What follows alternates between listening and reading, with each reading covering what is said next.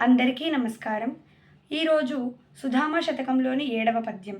పనికొక ముహూర్తమంచును శని భరతము పట్టుననుచు శాస్త్రంబనుచున్ గొని తెచ్చి కొనకు మాయను సునిశిత బుద్ధిని భరాత్మజూడు సుధామా. భరతము పట్టుట, శిక్షించుట, ఏడిపించుట, పగదీర్చుకొనుట.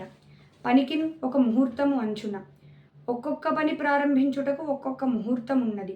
శని భరతము పట్టున్ అనుచు, శనిగ్రహము పట్టి పీడించును అని తలచుచు, శాస్త్రంబు అనుచున్, శాస్త్రములలో ఈ విధంగా చేయమని ఉన్నది అని తలచుచు, మాయను కొని తెచ్చుకొనకు, నీకు నువ్వుగా వెళ్ళి మాయాజాలంలో చిక్కుకుపోవద్దు. సునిశిత బుద్ధిన్, వాడి అయిన తీక్ష్ణమైన బుద్ధితో పరాత్మన్ చూడు, పరమాత్మ తత్వమును చేరుకొనుము. ఓ సుధామ, కాలము ఒక ప్రవాహముగా కాక ఒక చక్రముగా మానవుల మనస్సులలో ముద్రితమై ఉన్నది. దానికి మానవులు తాము చూచిన, అనుభవించిన శీతోష్ణ స్థితులే కారణముగా తోచుచున్నది.